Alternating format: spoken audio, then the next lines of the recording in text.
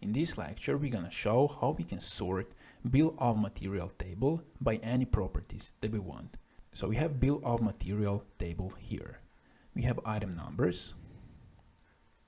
We have part numbers, those are our names. And we have part number here and quantities.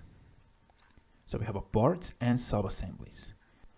And now we want to sort our bill of material table by part number, and we can go in ascending order so that the lowest number will be here and the biggest here, or we can go by descending order. So the biggest will be here and the lowest here.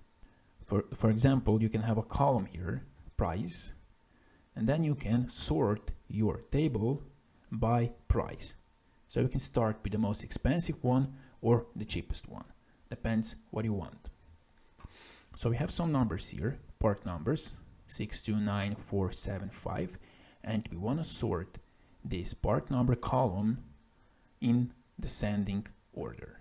To do that, we have to click here, and now we see that this column is designated, and we can just simply right click here and choose sort.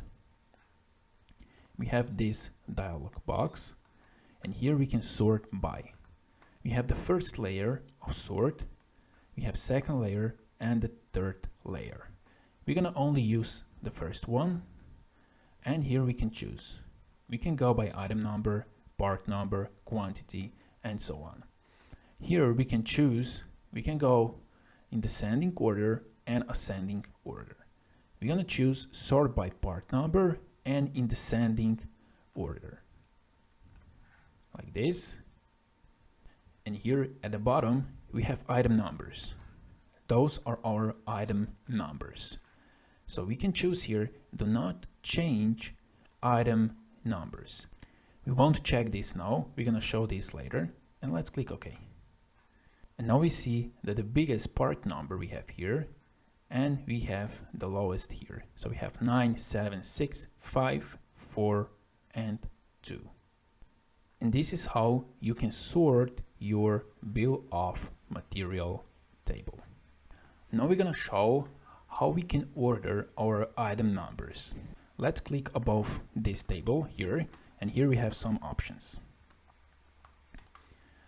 Here we have item numbers. We can start our item numbers by 1. As we see here, we have 1, 2, 3, 4, 5, 6, and we can have increment by 1. And we have that here, 1, 2, 3, 4, 5, and 6. But we can start our item numbers at 5, for example, and now we have 5, 6, 7, 8, 9, 10. And we can change increment, for example, to 3. And now we have 5, 8, 11, 14, 17, 20.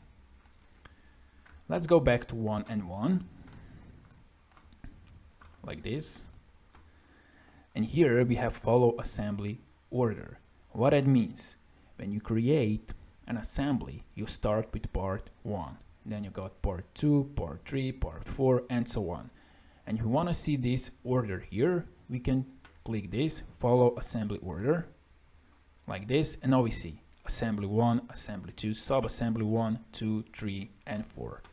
Here down we have do not change item numbers. What that means? That means that we can sort our bill of material table by, for example, part number in ascending order, and now if our assembly 1 with part number will be in the 4th position, here at item numbers it won't be designated 4, it will be designated with 1. So let's check this. Let's uncheck follow assembly order and let's click OK. Let's click here part number. Let's go to sort. And now let's sort by part number in ascending order and click OK.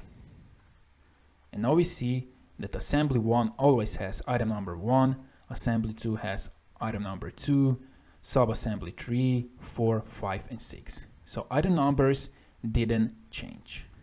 And this is how you can sort bill of material table and how you can work with item numbers.